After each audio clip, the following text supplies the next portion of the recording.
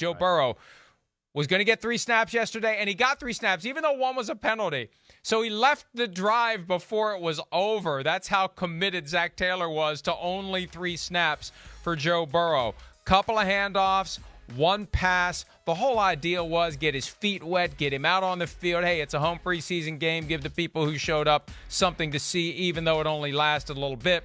This is the only eventful snap, and, of course, that is Jamar Chase dropping the ball. That ended up being 2nd down all over again after a penalty, and that was it for Joe Burrow. Those were his 3 snaps.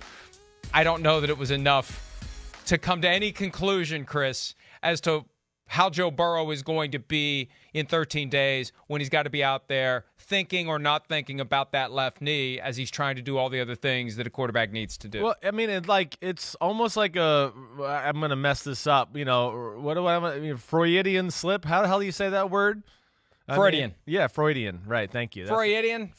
I'm a Freud idiot, but I'm trying to Freudian, okay? But, to me it shows, we can't let him finish the drive. I mean, he can't even finish the drive. It's just going to be 3. I mean, they obviously know there's an issue there, too, then. It almost says to me, everything we said last week, be careful with Joe Burrow. Let's not hurt him. Doesn't seem right. All the signals seem a little weird. He's actually admitted he doesn't feel good. We've heard the rumors about practice not being great and sharp and all those type of things. We've heard the coach also acknowledge that Joe's not comfortable in those type of things. And then, okay, I know you don't want to play him a lot, but, it's literally 3 plays. To me, that says something a little bit. Oh, we're so worried. We're not even going to let him do that. I mean, that did nothing. I mean, yeah, it was cool. He went out and warmed up. You get that. You get a little of the emotions of the game.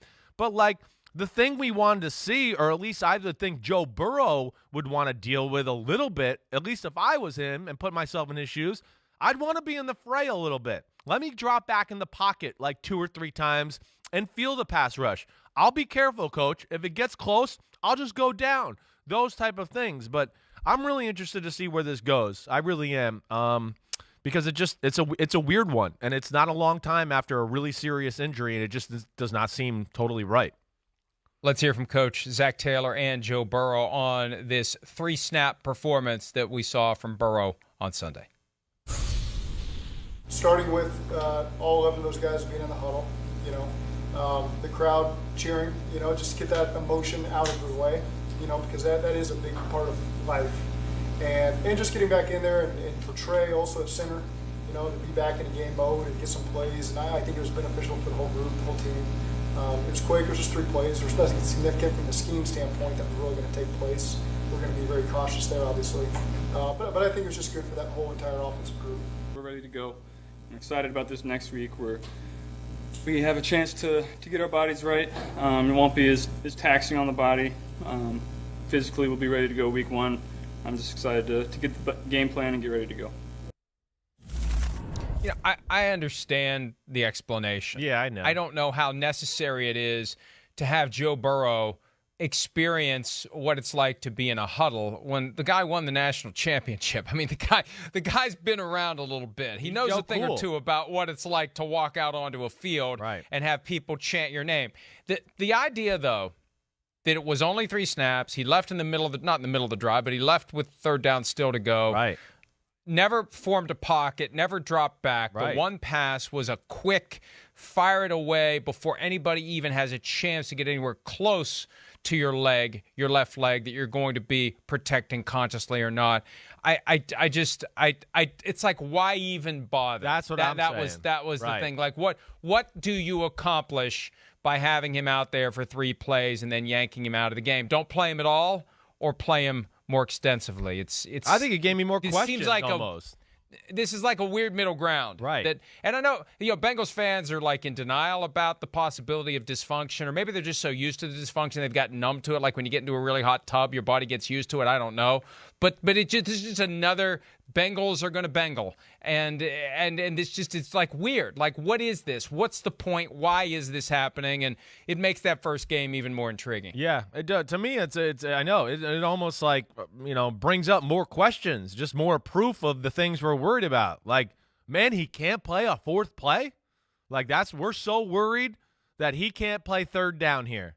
And you can't just call like a max protect, simple play, whatever it is. And then added on top of that, so me, Johnny football guy.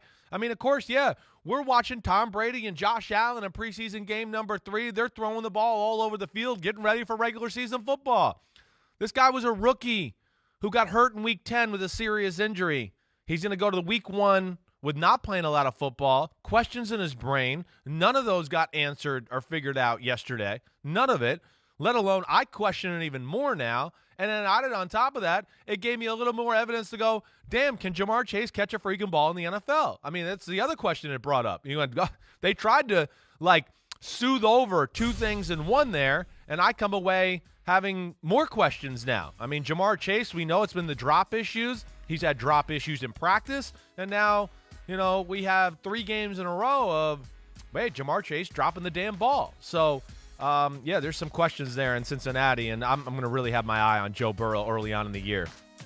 The drop from yesterday, look, Tyler Boyd misses his block on Nick Needham. Nick Needham's right in Jamar Chase's face, but you still got to catch the ball. There was another game I was watching last night where a guy got blown up right after he caught it. You still have to catch it, especially when you have been dealing with these issues as Jamar Chase has. You've got to show you can catch the ball. We've talked at length about how great those gloves are. I mean, this is now something that's clearly in his head, and it's on the Bengals to help him get through it. And this is what gets back to how many resources one team has versus how many resources another team may have. These are things that rarely come to light. They don't get discussed. We don't see the full budget for how much money is allocated for an in-house sports psychologist who's available at all times to help players work through these things and get past minor issues that can become big issues if you're not sensitive to them and if you don't intervene.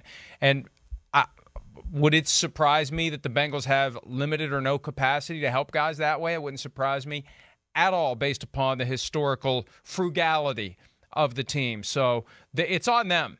And they may think, hey, it's on you. You're the 5th overall pick in the draft. You're making all this money. We've made our investment, but you still have to help your guys through these spots.